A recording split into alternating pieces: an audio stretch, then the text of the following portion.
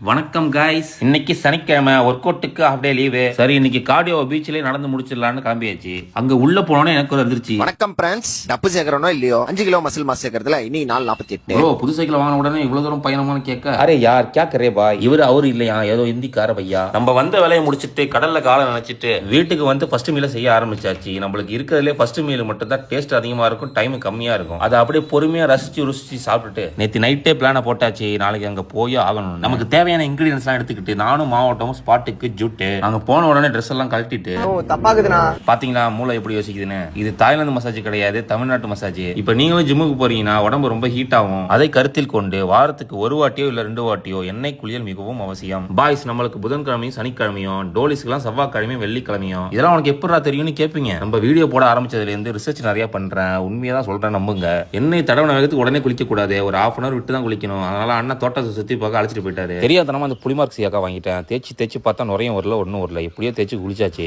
குளியல போட்டு வீட்டுக்கு கிளம்ப சொல்ல அண்ணன் நம்மளுக்கு பலாப்பழம், வாழைப்பூ, பூசணிக்காய் அனைத்தையும் அன்பளிப்பா கொடுத்தாரு. வாழைப்பூ சுகருக்கு நல்லதான், பூசணிக்காய் கண்ணுக்கு நல்லதான். அண்ணனுக்கு ஒரு உமா. நம்ம வீட்டுக்கு போன கையோட பீஃப் ரைஸ். இவரு பேர் தான் V3 விஷ்ணு. புரோட்டீன் பாரை காட்டி வெறுப்பேத்தினேன், ஏன்னா இவர் டயட்ல இருக்காரு. இன்னைக்கு சனிக்கிழமை காரணமாக லெக் வெயிட் பண்ணி போற மாதிரி ஆயிட்டு, நம்மளால முடிஞ்ச வரைக்கும் வெயிட் பண்ணிட்டு நம்மளும் லெக் போட்டு முடிச்சாச்சு. லெக்கு ஒரு 3 வருஷம் தான் போட்டா அதுவே கிரிக்கிறன்னு ஆயிட்டு. இன்னைக்கு அவ்வளவுதான், நாளைக்கு பார்க்கலாம். வட்டா மாம டுர்ரு.